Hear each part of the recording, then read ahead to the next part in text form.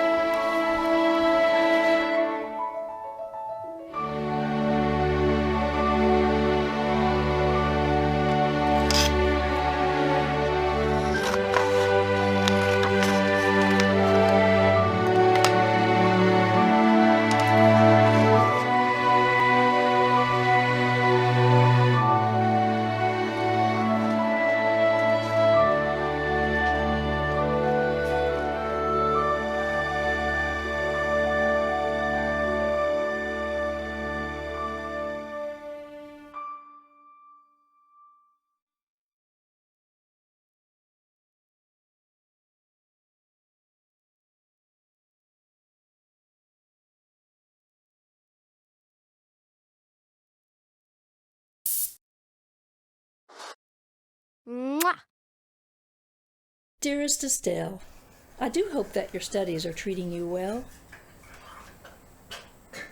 I must tell you that it was extraordinarily formidable. I must tell you that it is extraordinarily formidable to imagine that you will soon be the third doctor in the family. Your father would have been extremely proud.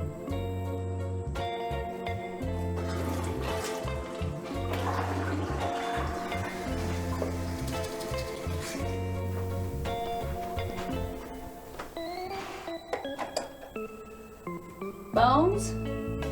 Bones? Bones? Hey, Bones? Hey, buddy? Hey, Bones? Bones, you in here? Bones? Bones? Bones?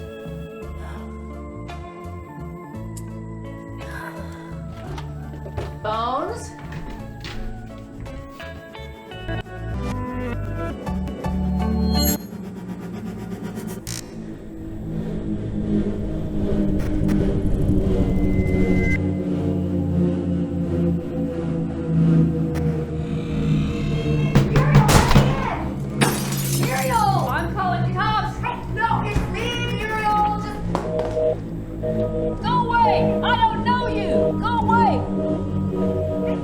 Why are you doing this to me? Get away from the window! No! Come again! No! No!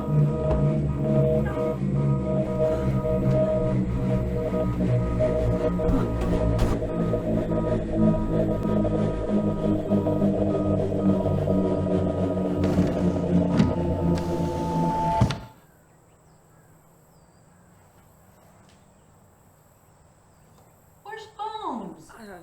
Bones. Who are you? You Get need to away! rest. Okay. Help! Mom, Help! Mom. No, I need to write to my daughter. It's me. It's me. It's Estelle. No, You need to rest. No, Lay no, down. no. Lay down. My daughter is going to graduate from Johns Hopkins and she's going to be a doctor just like her father. Where's my cat? Bones is gone. Remember? I hate you. Mom. I hate Mom. you. Mom. I hate Stop. you. Mom, calm. Just calm. Stop telling Mom, me calm down. lies. Calm down. Get away! No, what? Get away.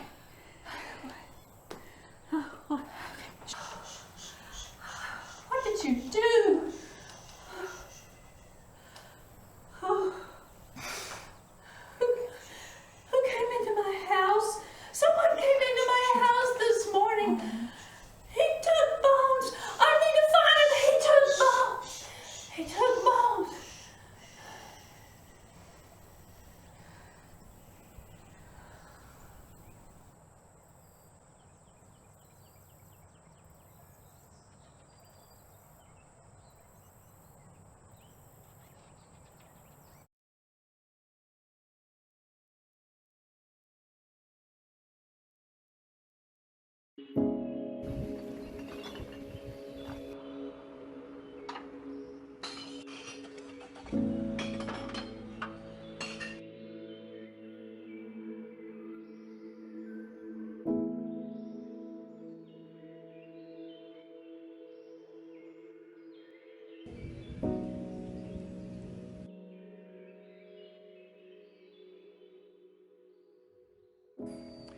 You know, it was frustrating, but I understand. I saw where Fairfax County said single stream recycling just wasn't working because the glass was the problem. And so they said, okay, we'll still do the rest of it, but we're not going to do the glass. It was very disappointing when I first found out. I understand the short-term economics as to why they do it, but I'm a firm believer that long-term economically it makes sense to recycle as much as we can, and also just for the environment. I was disappointed, especially since glass is such a big thing. It's a way that we have been offsetting plastic, for example, in the last few decades, and so I was disappointed by that.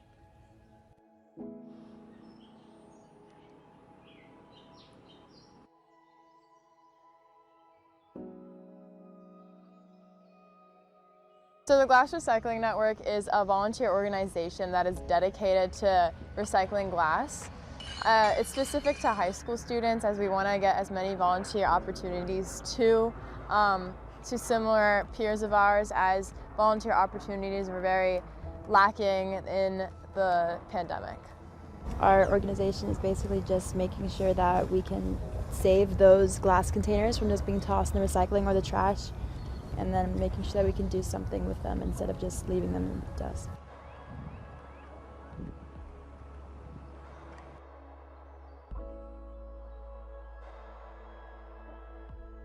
We've got a bin in our house where after we've used a bottle, a wine bottle, beer bottle, a jar bottle, we rinse it out and put it in the bin, and it's sitting there until we get a notification that our zone is next and we put it on the curb. So normally like a week or a couple days before my collection date, I will post something in a Facebook group for my neighborhood, and then people will message me with their address and tell me if they want me to pick up their glass, and then I'll hop in the car, hit my route, then I'll take it to the purple bin by the government center.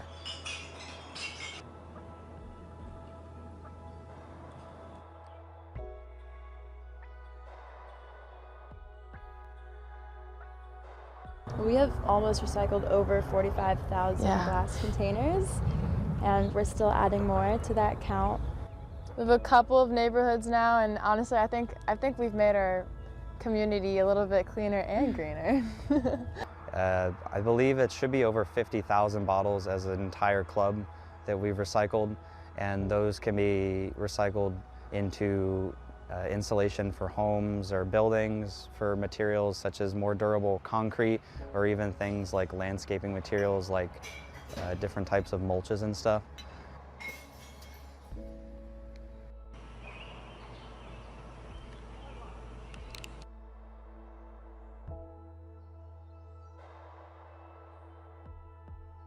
It feels great because honestly, when we first started out, I didn't realize it would be so big. I thought it would maybe just be Corinne and I for the time, and now we've just expanded into like different neighborhoods and different kids from even different schools. So we've just reached and made a lot of connections that I never thought that we would have. I've learned that it doesn't always matter like how big an impact you're making, because even though I'm doing such a small part in the community, I'm still like making a difference in a small way. As you can see, like younger people using this opportunity as leadership positions, and like just seeing them blossom and making our recycling program into something way bigger than we thought it would ever be. I was the leader of our environmental club in high school.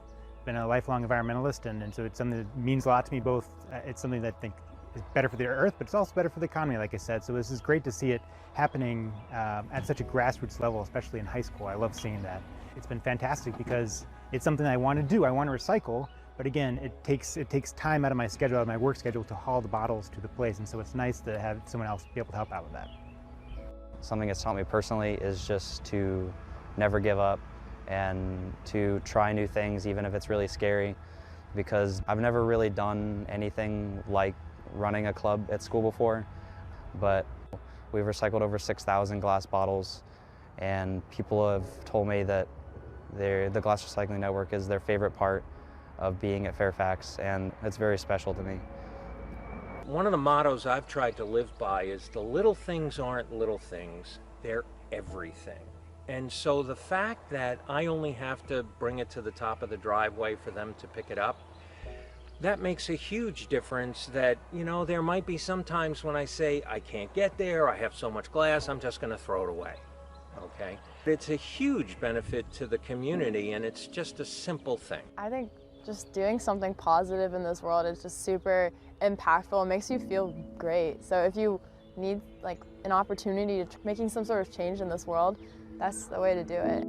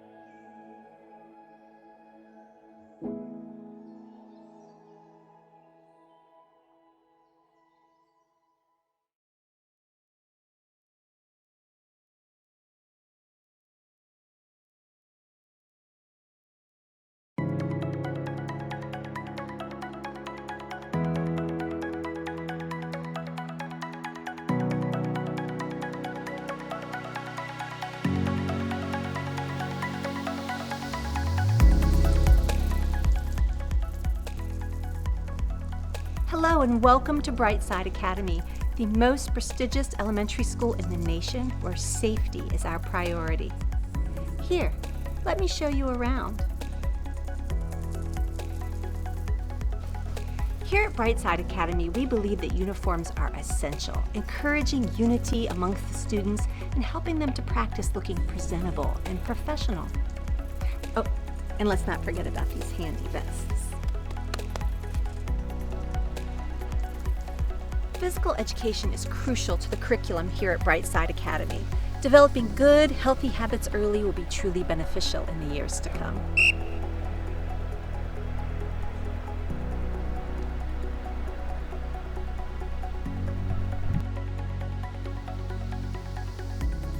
And no need to worry about drop-off or pickup. It's incredibly easy and hassle-free.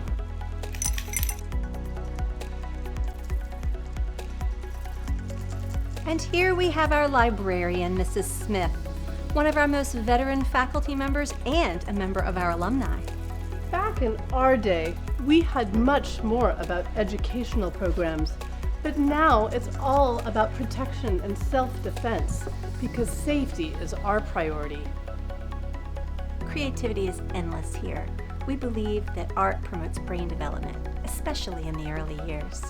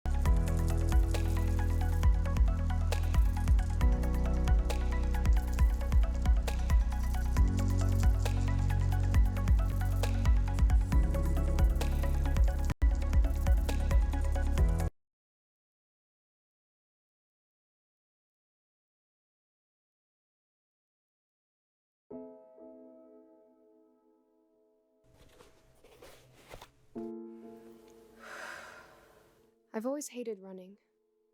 That's why I do it every day. After I take off the first 100 feet or so, I want to scream. I have these thoughts, or spirals. I get anxious and my brain runs off and takes me with it. Sometimes, if I start running first, it helps. Having a goal to meet, a marker to touch, a halfway point is crucial. Focusing on my goals eases me.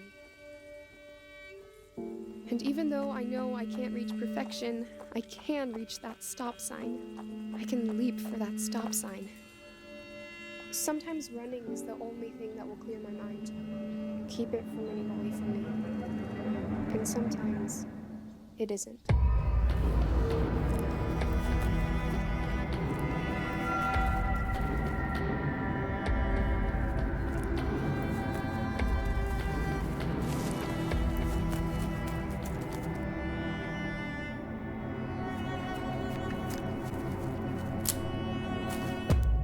Anxiety is the monster under my bed, and in my closet, and creaking up the stairs. Even if I'm not running, I'm always catching my breath.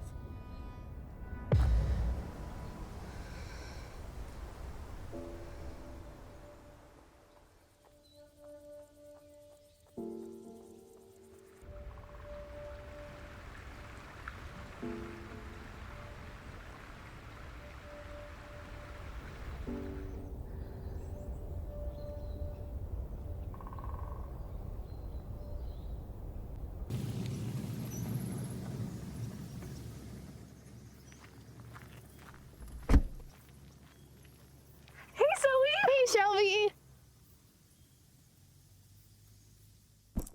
You ready? Yeah, let's get going. You got a copy and you didn't even get me one? Girl, I'm sorry. I've been so stressed about this trip. Okay, who's excited? Gracie? Hell yeah! Who's nervous? Hell yeah. Is everything okay with you? Yeah. I'm just kind of anxious, I guess. You've been anxious a lot lately. Yeah, but that's okay.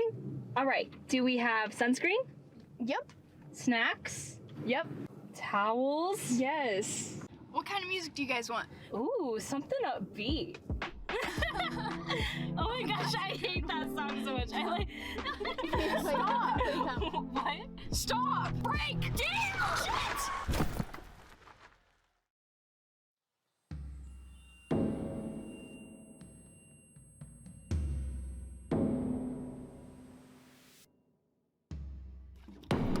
Shelby!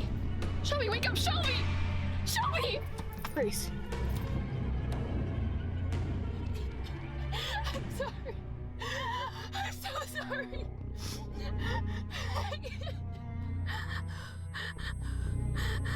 Almost there. Oh my god. What? I said we're almost there. You good? Yeah. I'm fine.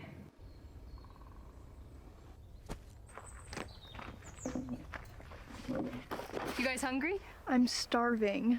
Me too. You want one? What do you have? PB&J? Sure.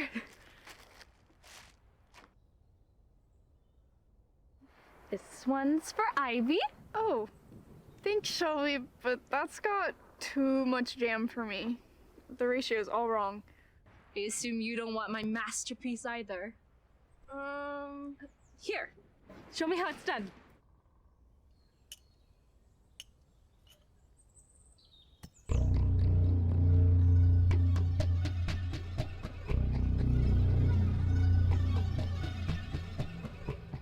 See? Making a sandwich isn't as easy as you thought. Oh, here, let me help you. No, I'm fine. I'm fine. Oh, okay. Yeah. Food can wait till later, and we can do something fun. You know, we could go check out the lake. Yeah, the lake sounds good.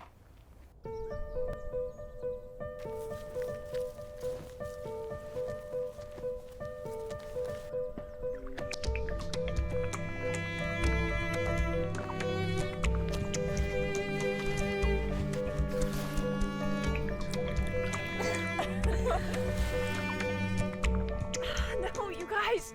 Cramp! Cramp! Hey, Gracie, you good? Yeah, I think I'm fine. Yeah, maybe snacks right before swimming wasn't really the best idea. No, seriously, are you okay? No, I'm drowning. I'm drowning. I'm drowning. Seriously, you guys. I'm drowning.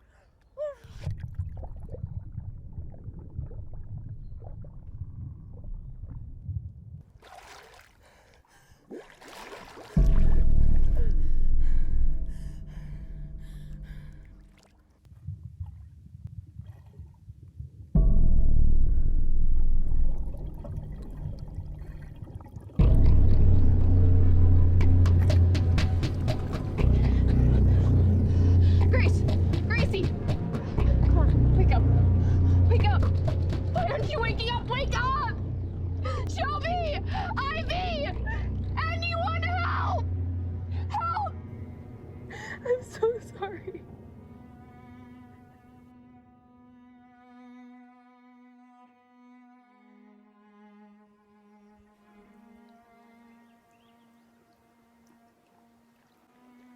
Somebody fucking help me. Dude, are you okay? You don't really seem fine to me. Maybe she's too cold. We should get her a towel and warm her up. That's a good idea. I'll get a fire going.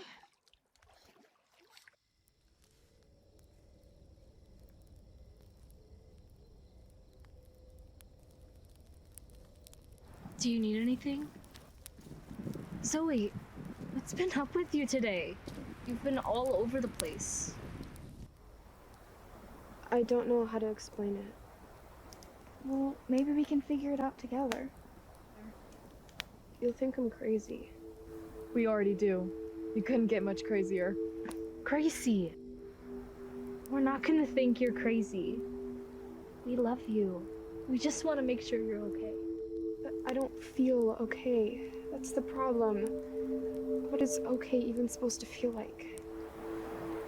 I see things sometimes. I see people, situations. Sometimes I get triggered or like stuck in these thoughts. And in my head, people die. That sounds really scary. And I try to talk about it, but my mouth just won't. All I wanted to do today was just be normal and have fun, and I can't even do that. I don't know how to do this. I don't know how to do this anymore. No matter how hard I try, they always go, always. And I can never save them. and I don't know how to do this. And I can't lose you guys, but I can never save you. It isn't real. It isn't real. This isn't real, but I can never save them. But you're here right now. This is real, right now. This is real. Is it? Let us try to save you for once.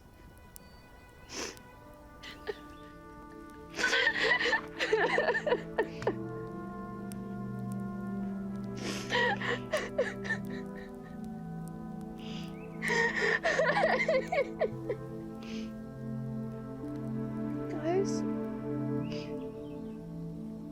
what does okay feel like?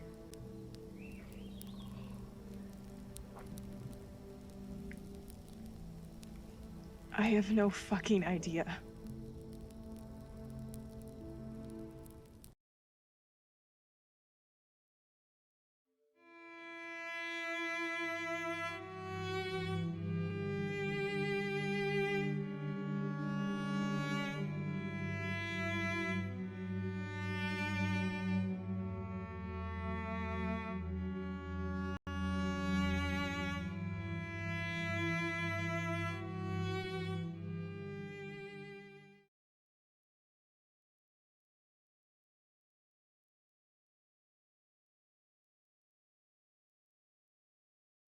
There are many big issues facing the United States today, such as the economy, climate change, gun violence, abortion issues, and immigration. And with all of these problems, it is easy to ignore the dark side of pet breeding in America. Let's take a look at how it all started. After World War II, due to crop failures in the Midwest, the federal government touted large-scale pet breeding as a fail-proof alternative. Inevitably, many facilities began to prioritize profits over animal welfare as farmers packed dogs into chicken coops and rabbit hutches to sell puppies to pet stores. It was actually an undercover investigation into dogs being used in medical testing that led to a series of legislation known as the Animal Welfare Act. In 1966, the Animal Welfare Act passed. That sets up standards for humane treatment of animals in a variety of systems and circumstances, research, dog breeding. Aside from basic requirements such as adequate food and water, the law itself appears to be lacking. The things that are legal in a puppy mill or a kitten mill, you would never think of doing to your dog or cat at your home. In other words, the conditions of confinement that are completely legal are, I think, to most people, completely horrible. It is unacceptable for, dogs to be raised in puppy mills where they're bred continually and have their puppies taken away from them and not afforded adequate veterinary care and protection from the elements and things like that. Also, the lack of funds and lax attitudes at the Department of Agriculture have led to animal welfare groups to repeatedly uncover gross violations of the law. We had undercover investigations and, horrendous treatment of the animals. Treatment that would be a violation of the Animal Welfare Act. Just really nasty stuff I won't describe to you now. Of course, there are ethical pet breeders that sell their puppies on contracts and take them back if they're no longer wanted. They prioritize animal welfare since puppies with health and behavioral problems cost time and money. Recent legislative attempts to bring puppy mills more in line with ethical breeding have unfortunately stalled in Congress. The USDA's own internal watchdog has detailed serious failures in reporting, which have allowed these types of abuses to flourish. Animal welfare groups like ours have pursued legislation on the federal level to close problematic loopholes in issuing, transferring, and revoking dealer licenses. I did a big, long investigation in, what state was it? Nebraska, I think, years ago, of puppy mills. And it turned out there were about 30 people being investigated. And on the Animal Welfare Act / USDA records, all 40 people had the exact same name. I'm not kidding you, John Smith. Some of them were women, some of them were men. And they were they were doing this to avoid being tracked. So anytime one John Smith got in any kind of trouble, they moved the puppies to the other John Smith. And USDA had an incredibly hard time figuring out who was involved, who was responsible for these puppies that were being sold. So my point there is that these people they're in a business, they're trying to make money, and they'll do almost anything if they can to avoid detection. And the Puppy Protection Act would require animals to have more space. It would eliminate stacked cages and wire flooring, which are hallmarks of the ways puppy mills keep dogs. The Puppy Protection Act would also require immediate veterinary care for dogs with an illness or injury, which shockingly is not required by current law. Responsible breeders should be supporting this type of legislation because responsible and ethical breeders are already meeting these standards, but also because it will get rid of some of the irresponsible breeders who are unfair competition. But others would go further, with some banning the retail sales of puppies in pet stores. Cutting off the puppy mill to pet store supply chain will decrease the demand for puppies raised in puppy mills. The inhumane practices at most puppy mills are shocking, appalling, and unacceptable. We've all seen the images on television. And others making adopt, don't shop the law of the land. So PETA is opposed to breeding in general, largely because of the current dog and cat overpopulation crisis. Every newborn puppy or kitten purchased from a breeder leaves one fewer home for a dog or a cat who is desperately waiting in a shelter or roaming the streets. While everyone would like to see every homeless animal find a home, it is unclear that banning the breeding of companion animals is the right answer. The problems with suggesting adopt, don't shop is that for some families, that's simply not an option. There are health requirements that need to be taken into consideration, space limitations. Moreover, before humans harnessed the power of wind or fossil fuels, we relied on animals. We wouldn't be where we are if we hadn't done that, and machines can't replicate the roles that purebred dogs play as work and companion animals. Since dogs had been domesticated probably more than 15,000 years ago, dogs had always had very functional roles for humans. And these different dogs, they serve different functions depending on the society, on the culture, the environment that the humans lived in. For example, in the Pacific Northwest in North America, there originally were no sheep. So the indigenous people there had bred a small, white, long-haired dog for use for their wool. They would remove the hair from these dogs like you would a sheep, and they would spin and dye and make woven textiles out of the hair from these dogs.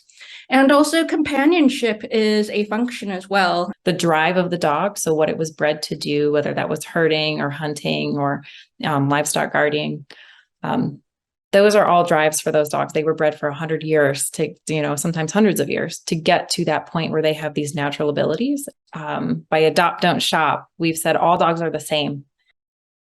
While Swan's purebred dogs would thrive in a world with or without humans, shouldn't we draw the line when dogs such as teacup and flat-faced dogs are bred for exaggerated features that pose major health risks? Flat-faced dogs are breathing-impaired breeds. They are afflicted with an uncomfortable, debilitating, and sometimes fatal condition called brachycephalic syndrome. Really, a lot of it came from, humans expecting companionship from animals. They want them to look cute for the humans to be happy. For example, do you know how teacup puppies are created? Reversing the natural selection process, runts of different litters are selected and then bred over and over until the smallest animal is created. If that's not bad enough, the puppies are then starved to stunt their growth. As you can imagine, in the natural world, this would likely give them no chance of survival and weaken their gene pool, all for the sake of our current aesthetic tastes. And I suppose knowing how we humans are responsible for long-term irreversible changes in other species, it should give us pause in considering the consequences of our actions and decisions. Teacup, flat-faced or brachycephalic, and other dogs bred for exaggerated features. They were created by humans, and they can only survive in human or anthropogenic environments. Would natural selection wipe them out? Probably, yes. For thousands of years, humans have been breeding dogs for work and companionship. Both species are, arguably, better off from this relationship. But we should be concerned when irresponsible breeders cater to consumers hoping to purchase a puppy on the cheap, or breed dogs that we no longer recognize as man's best friend.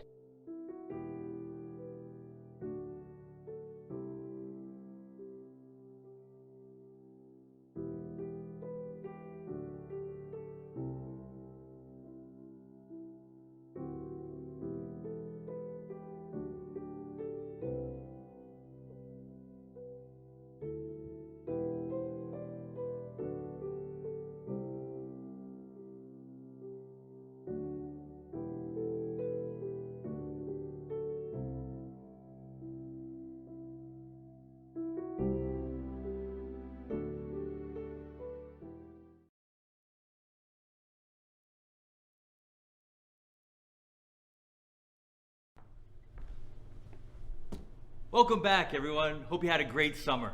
My name is Mr. Dryless, and as you can tell, I'm gonna be your U.S. history teacher this year.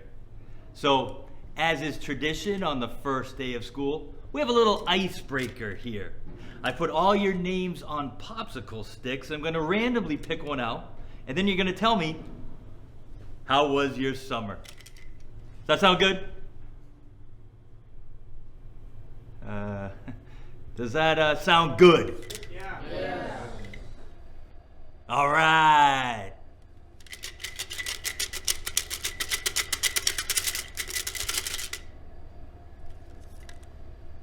Okay, Julie. Oh, my summer was okay. I don't know. I mean, it started off okay, I guess. Midway through, I kind of had a little bit of like a mental breakdown, honestly. It was really out of nowhere too, you know. It just kind of snuck up on me, I guess. I just feel like there's something like intrinsically wrong with me, you know. Like there's this wall ahead of me that's preventing me from, I don't know, being normal. Like last school year, right? It was our first time in person since COVID, and I was seeing and talking to more people than ever, but I felt more alone than ever. Like nothing had changed. Like I was still in quarantine or something. But you know, by the end of the year, it got better. I was like really in my stride. I made all these new friends. I really like found my people.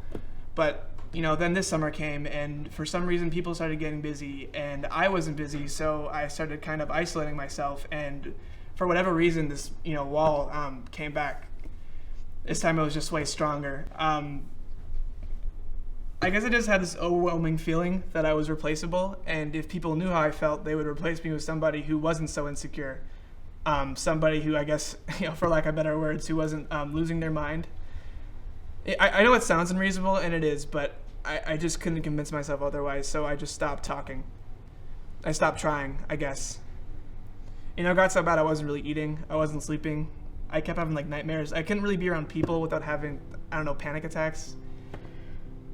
It just feels like life is this one big misunderstanding, and it's just so scary. I wish we all like had a pamphlet or something that told us what thoughts were real and what thoughts were, anxiety.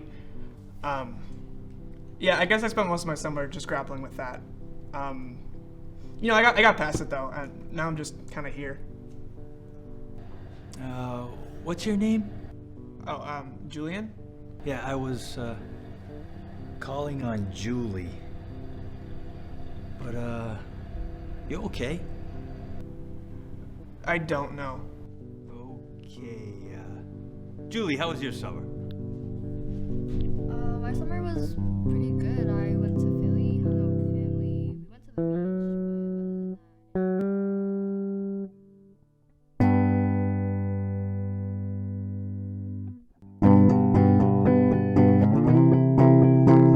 other than that. Cut.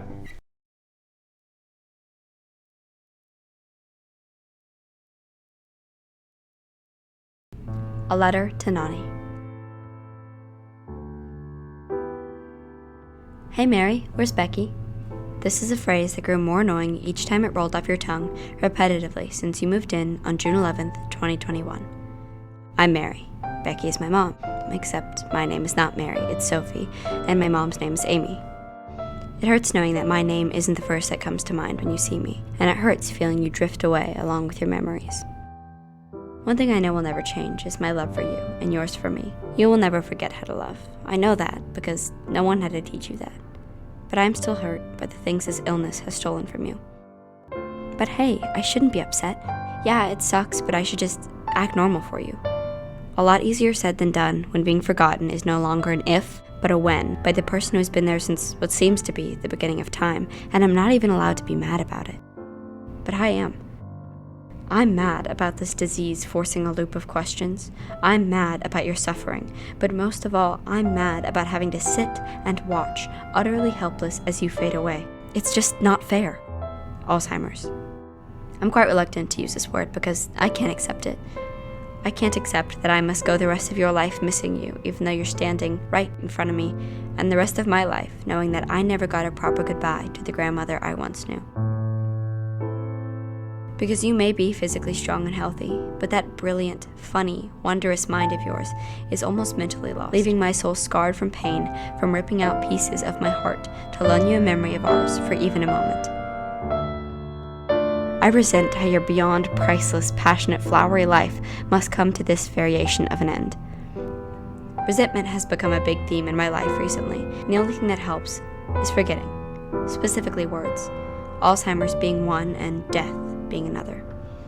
I know it is inevitable, and forgetting these words won't make them go away, but I like to hopelessly believe that if I squeeze my eyes tight enough, time will freeze along with the progression of this awful disease that burns your beautiful brain away. As I read this poem, it hurts more and more with every word that falls off my lips, because I know the truth. I know that one day you will be gone, and I know that one day I will eventually be in your place, slowly fading away to dust while my granddaughter falls apart, trying to put as many fragments of her broken-hearted love for me together to form a poem just like this one.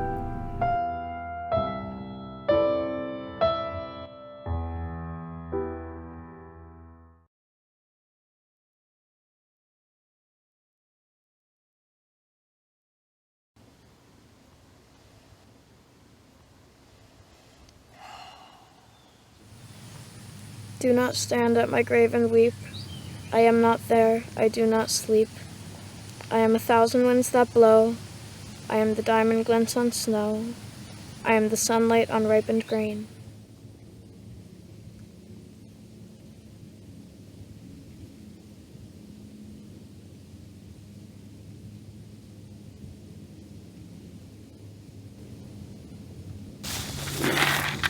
One,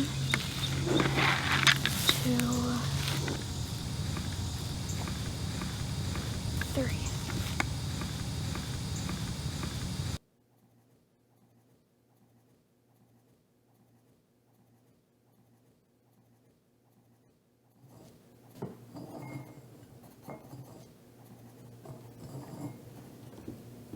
Did you weigh her this morning? I don't know. Jack. Do we really have to sell her? We do this every year. You never had a problem before.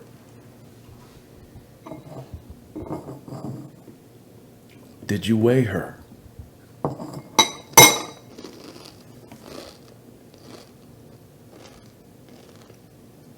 1685.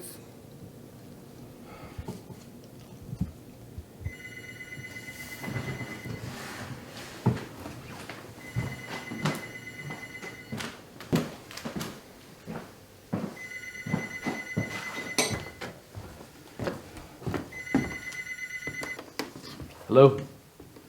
Yeah. When can I drop her off? Yeah, that's 1700. I'll get her there. Just hang in there with me.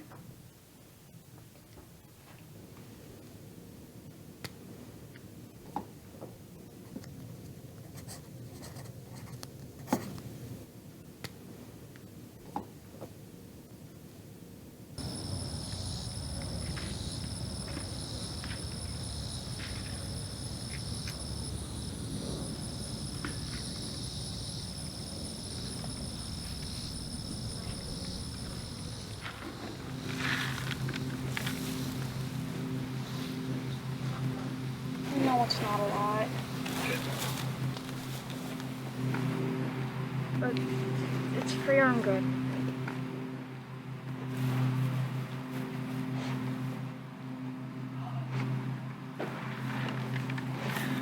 Yeah.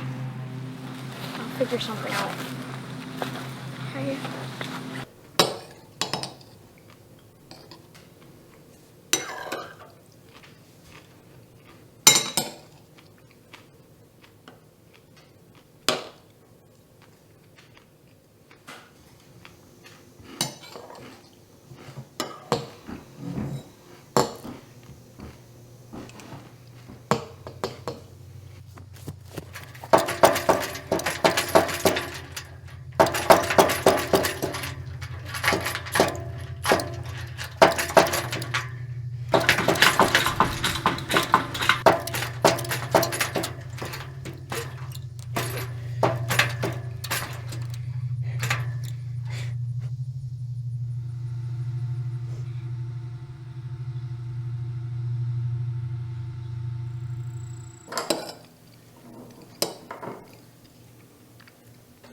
How much she weigh this morning? 1689. Something's wrong. I mean, she should weigh more than that now. Oh, she could weigh more. I don't know. What do you mean you don't know? How much does she weigh? Stop asking me that. Can't you read? Don't you realize how important this is, Jack? I know. What's going on? I don't want her to die too. Jack, it's a cow. It's just a cow.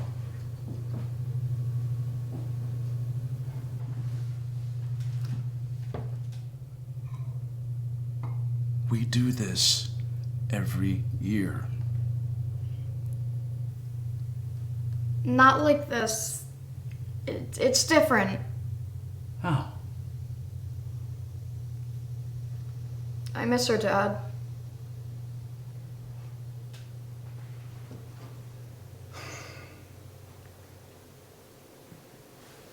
Me too. I miss her too.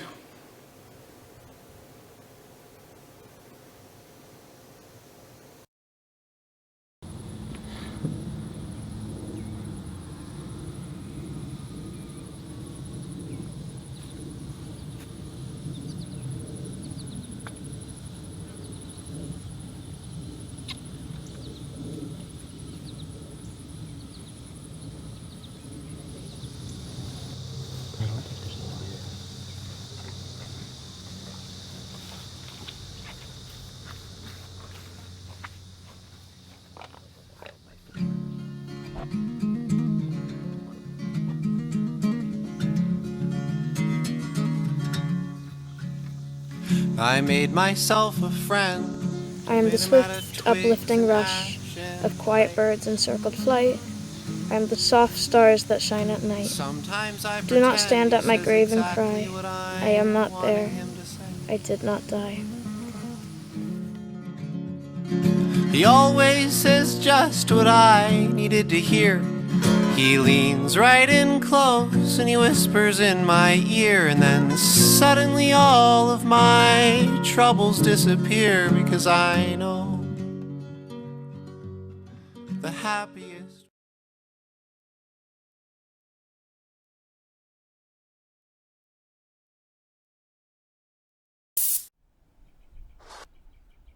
Mwah!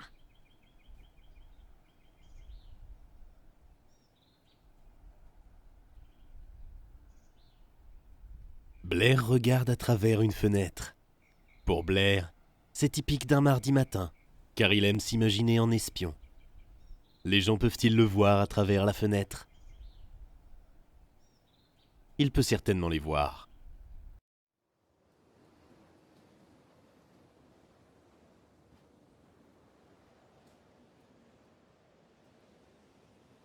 Evelyne s'ennuie avec le livre que son père lui a offert comme cadeau de fin d'études. Elle regarde une toile d'araignée et s'entiche.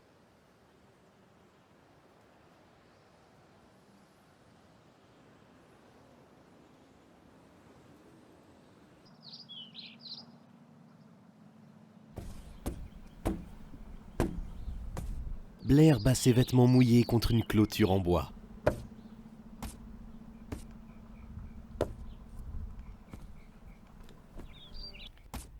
Il se demande quel objectif il s'est fixé en sautant dans la piscine tout habillé. Il ne s'est même pas beaucoup amusé. La prochaine fois, il attendra que sa mère revienne avec son maillot de bain.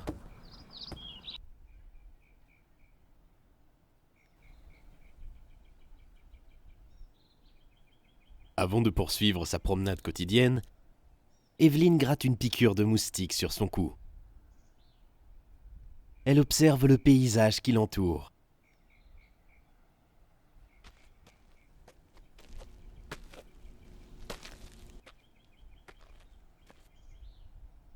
Il fait plus chaud que lorsqu'elle a commencé sa promenade.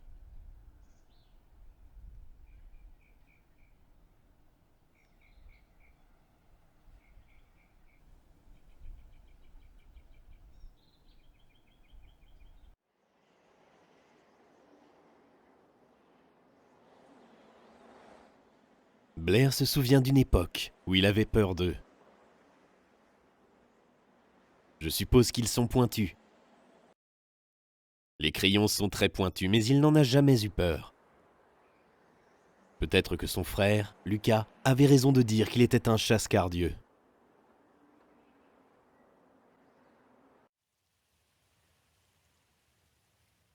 Evelyn regarde avec désarroi un colis non ouvert qu'elle a reçu comme cadeau de fin d'études. Elle espère que son père a été un peu plus créatif cette fois-ci.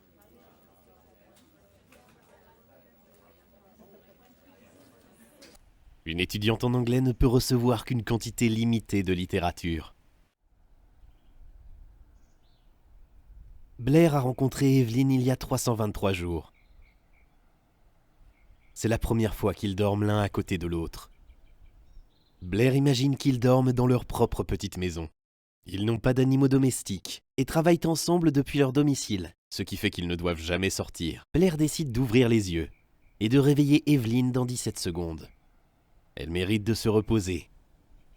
Evelyn est trop excitée pour se reposer. Le parfum de Blair continue de flotter dans son nez, lui rappelant sa présence. Peut-être dans une autre vie. Ils pourraient tous les deux être des araignées.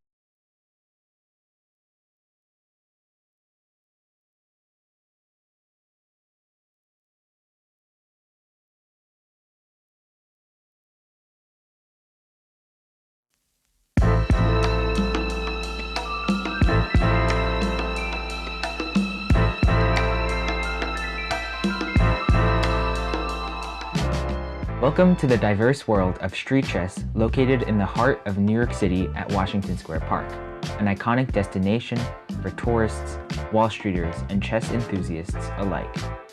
Many people believe that street chess players primarily hustle for money, but as I've shadowed them in their craft these past few months, I've started to realize that it's much more than that. I like to play people that are happy and joyful to be here. It's also fun, like, learning how to entertain people from different parts of the world. And then I make friends too.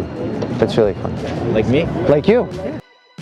Cheese is a strong chess expert with 5 life master norms, something that he always emphasizes before we play a match.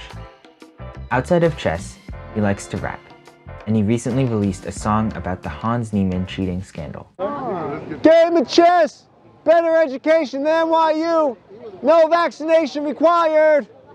I really want people to know I have their best interest at heart, you know what I mean? I'm sorry I have to charge them, but I just don't have a job right now. Street chess doesn't stem from money, but rather from affinity for the game. An example of the way people give meaning to and build creative forms of sociality in urban settings, street chess is about interacting with one another and the strangers passing by, forging new friendships and memories every day.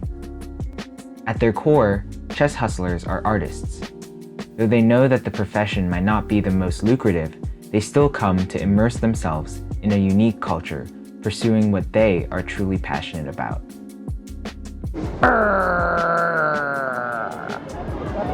The game of chess is game of kings. Godwin is a candidate master, and he's arguably the king of the park. Outside of chess, he works on Wall Street as a loans officer. So at the age of 20, I was the national champion of Nigeria, the youngest national champion ever. Make a move. Yeah? Make a move. Make a move. And I'm a better man today because of chess.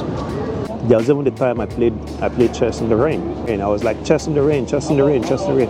And people stopped and played. That was fun. To bond with these guys, doing that in the cold, it was just amazing. We appreciate, every single player we play, whether you know anything about chess or you're a professional, we appreciate the games. Although some of the stereotypes of street chess are true, such as the fact that most street chess players tend to be African American, they've been very accepting of me, a Korean American high schooler. The street chess community transcends age and race, and is inclusive to all who love chess and even those who don't.